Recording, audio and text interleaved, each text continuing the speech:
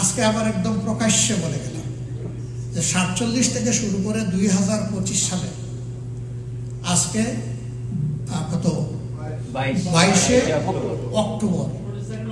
অক্টোবরে এখন কয়টা বাজে? এই যে এখনকার টাইম 8:11। এই পর্যন্ত আমাদের দ্বারা যে যেখানে যত কষ্ট পেয়েছেন, আমরা বিনা শর্তে যারা কষ্ট পেয়েছেন তাদের কাছে মাপ চাই। এটা গোটা জাতি হইলেও চাই, ব্যক্তি হইলেও চাই, কোনো অসুবিধা নেই। আমি এই কথা জীবনে বলি নাই, আমার কোনো সহকর্মী বলেন নাই, আমাদের সিনিয়র যারা ছিলেন তারা বলেন নাই যে আমরা সকল ভুলের ঊর্ধ্বে। কোন দল যদি দাবি করে সকল ভুলের ঊর্ধ্বে, অবশ্যই জাতি এটা মানবে না। Furniture just smarter, JMG furniture. এনসিপির ব্যাপারে এরা আমাদের ছোট ভাই বোন, তাদের অবশ্যই স্যাক্রিফাইস আছে। ওরা যদি আমাদেরকে একটু অভিমান করে কিছু বলেও ফেলে, তবু আমরা মনে করি যে তাদের প্রতি আমাদের অত বেশি কঠোর হওয়া উচিত নয়। তাদেরকে সুযোগ দেওয়া উচিত। তাদের অভিজ্ঞতার প্রশ্ন আছে, তাদের বয়সের ব্যাপার আছে, তাদেরকে তো সুযোগ দিতে হবে। আমরা তাদের ব্যাপারে খুবই ফ্লেক্সিবল এবং আশা করি এখন তারা যাই বলুক, 2 দিন পরে হয়তো তারা রিভিউ করবে। আমিও যদি উল্টাপাল্টা কিছু বলি, আমিও রিভিউ করব। মানুষ তো আমরা, আমাদের হতেই পারে। এটাকে আমরা খুব বড় করে দেখি। হঠাৎ করে এখন তাদের সাথে আমাদের দূরত্ব হলো কেন? দেখেন, রাজনীতির ময়দানে আমরা দুটো পৃথক দল। জাতীয় প্রয়োজনে আমরা একসাথে বহুদিন একসাথে ছিলাম। এখন প্রেক্ষাপট পরিবর্তন হয়েছে।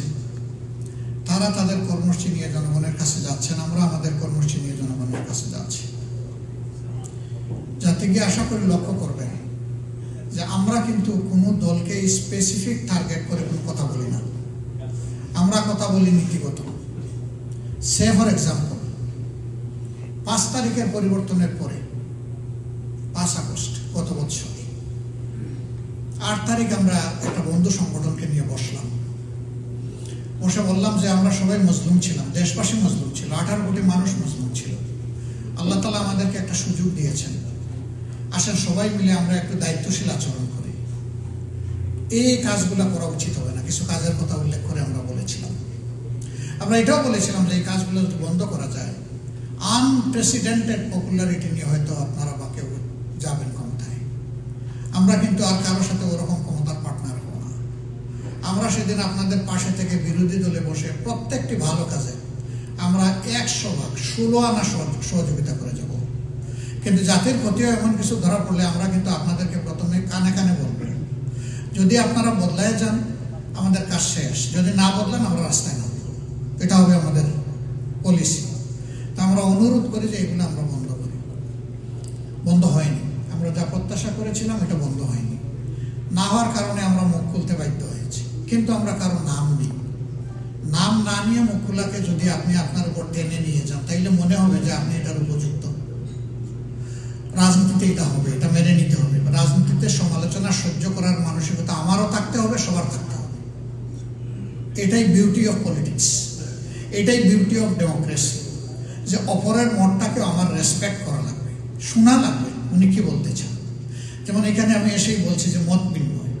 এখন আমি একটা কিছু বলে দিয়ে চলে গেলাম, তাই তো বিনিময় হলো না। এখানে আপনাদেরকেও স্কোপ দিতে হবে, আপনাদেরকেই বেশি সময় দেওয়া হবে ইনশাআল্লাহ। শেষের দিকে আমি হয়তো অল্প একটু সময় নেব। তা আমাদের মাঝে কোনো ঝগড়া নেই। যার যার রাজনৈতিক অবস্থান থেকে আমরা আমাদের কাজ করে যাচ্ছি। আবার জাতির বৃহত্তর প্রয়োজনে যে কোনো সময় আমরা সবাইকে নিয়ে একসাথে চলতে পারবো, কাজ করতে পারবো, সেই মানসিকতা আমাদের আছে। যেমন ইতিমধ্যে কোনো দল হয়তো বলেছেন যে আমরা স্বৈরাচার বিরোধী আন্দোলনে যারা যুগপথে ছিলেন তাদের সবাইকে নিয়ে আমরা আগামীতে যদি আমরা সাকসেসফুল হই সরকার গঠন করব, তবে অমুক দলকে আমরা নিব না, এরকম কিছু কথা আছে। আমাদের বক্তব্য স্পষ্ট। কিছু নীতিমালার ভিত্তিতে আমরা সবাইকে দাওয়াত দিয়ে সাদর সম্ভাষণে আমরা গ্রহণ করব যে আসেন সবাই মিলে দেশ চালাই, যদি আমরা এই সুযোগ পাই। পিআর আমাদের দেশের জন্য অবশ্যই নতুন, কিন্তু বিশ্বের উন্নত 28টি দেশ ও 91টি দেশ এটা অনুসরণ করে। জনগণ জানতে হবে এই জিনিসগুলো, আমরা জানানোর সুযোগ নিচ্ছি। 2 নম্বর হচ্ছে একটা নির্বাচনের আগে আরেকটা নির্বাচন, এটা খুবই যৌক্তিক। ওই দিন যদি নির্বাচন হয়, কিসের ভিত্তিতে নির্বাচন হচ্ছে জনগণ জানবে না। 2 নম্বর হলো, তখন 2টা পেপার পাবে, ব্যালট পেপার। আমাদের দেশের মানুষ অত সচেতন নয়, একটা পকেটে ঢুকে আরেকটাতে সিল মেরে যেটাতে মার্কা দেখবে সে চলে আসবে। এতে গোটা নির্বাচন ব্যবস্থাটাই ফ্রেজাইল হয়ে যাবে। এই জন্য আমরা বলছি, অতীতে এই দেশে 3টা রেফারেন্ডাম হয়েছে, সর্বোচ্চ যেটা এটা 26 দিনের নোটিশে হয়েছে, আর সর্বনিম্ন 18 দিনের নোটিশ। আমরা এখন বলেছি যে এটা নভেম্বর মাসের ভিতরে করলেই চলবে, কোনো অসুবিধা নেই। যা এই দাবিটা খুবই যৌক্তিক। এটা না হলে ইলেকশনের দিন 2টা ক্ষতি হবে। একটা তো বললাম, আরেকটা হলো যে ইলেকশনের প্রসেসটা স্লো ডাউন হয়ে যাবে, তখন ভোটার টার্ন ওভার কমে যাবে। অথচ মানুষ পিপাসার্থ হয়ে আছে, 3টা নির্বাচনে ভোট দিতেই পারে।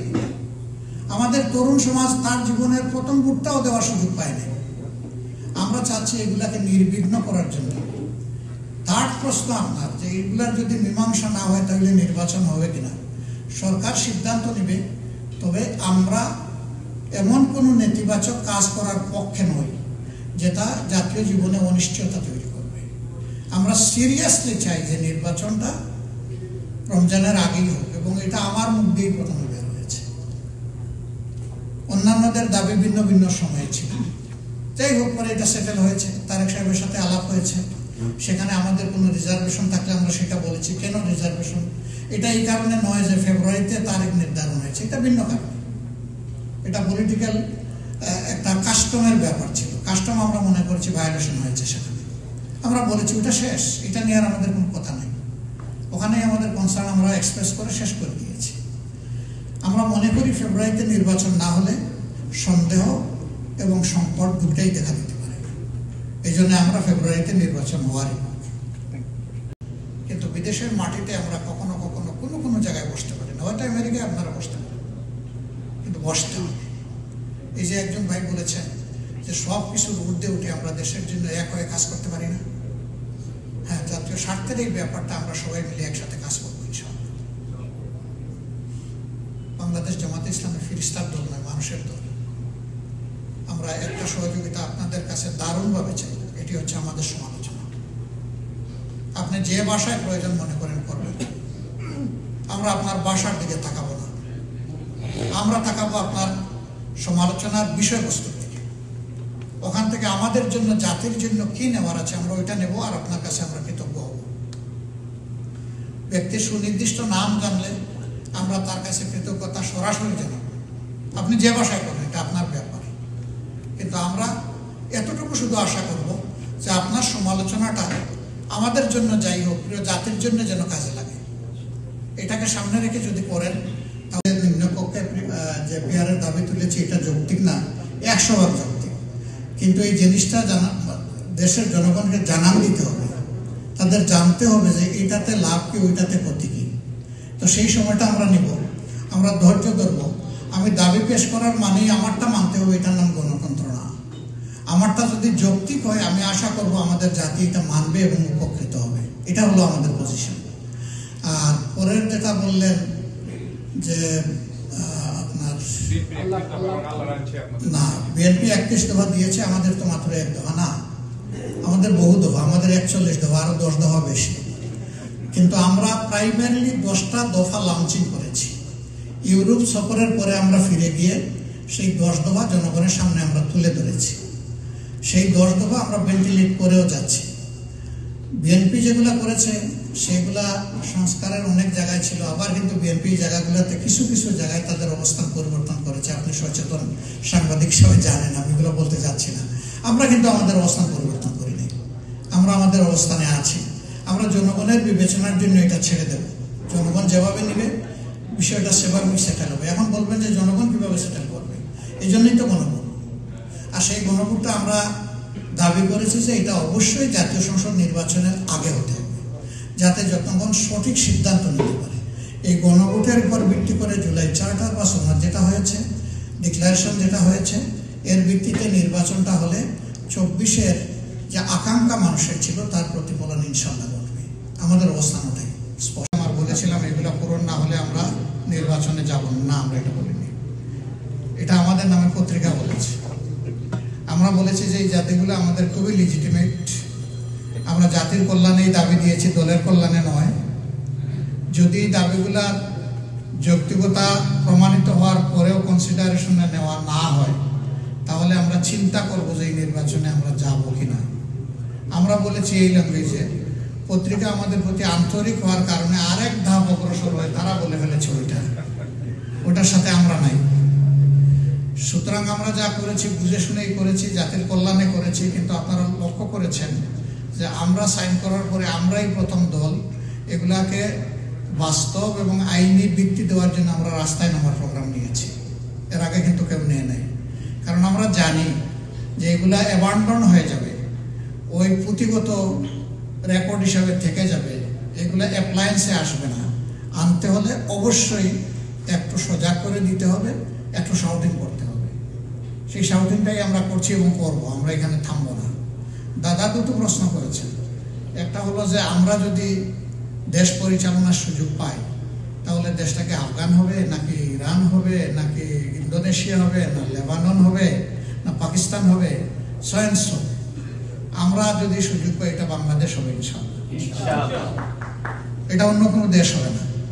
আমাদের দেশের কৃষ্টি কালচার সভ্যতা যুগের পর যুগ মিলেমিশে চলার যে সংস্কৃতি আমরা গড়ে তুলেছি, এইটার মধ্যে যে দুই চারটা কালো দাগ পড়েছে ওইগুলোকে আমরা উপড়ে ফেলবো ইনশাআল্লাহ, যাতে এখানে দল ধর্মের ব্যবধানের কারণে জাতি আর বিভক্ত না হয়। আমরা এখন আর কোনো মেজরিটি মাইনরিটি এটাও আমরা স্বীকার করি না। আমরা বলি যে উই নিড ইউনিটি। আপনি যখনই মেজরিটি মাইনরিটি বলবেন তার মানে আপনি একটা দেশকে দুই ভাগে ভাগ করে ফেলবেন এবং এক দল আরেক দলের মুখোমুখি হয়ে যাবে। সেই কাণ্ড কারখানাটাই তো আমরা 54 বছর দেখেছি, ওটা আর আমরা দেখতে চাই না।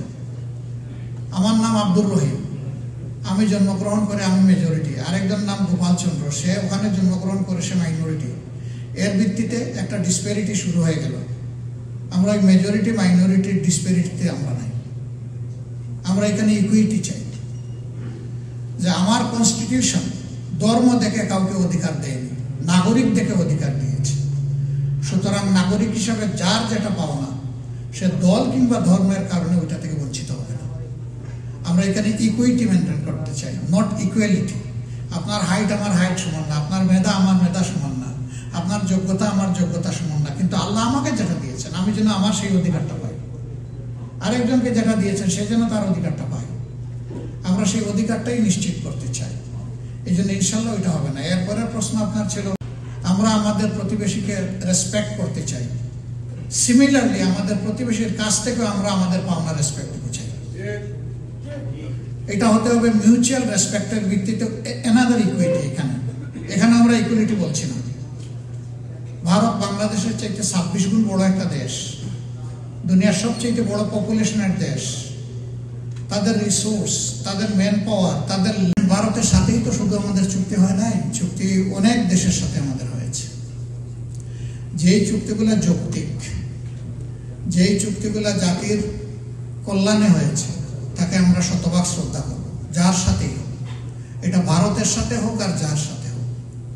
কিন্তু কোনো চুক্তি যদি এমন মারাত্মক হয় যে এটা জাতির একেবারে অনেক বড় ক্ষতি করে ফেলেছে, তাইলে ওই দেশের সাথে বাইলেটারাল ডিসকাশন বা ডায়ালগের মাধ্যমে আমরা একটা সলিউশনে বসব।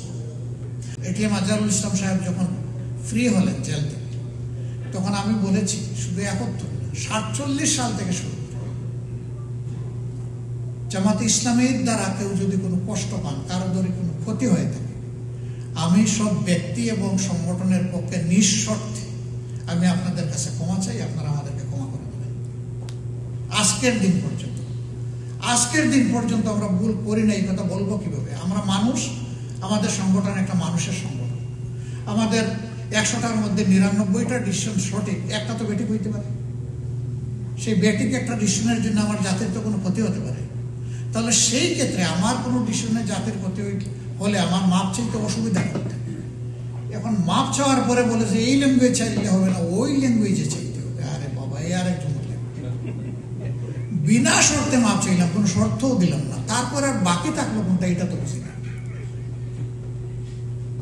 আজকে আবার একদম প্রকাশ্যে বলে গেলাম যে 47 থেকে শুরু করে 2025 সালে আজকে কত 22শে অক্টোবর।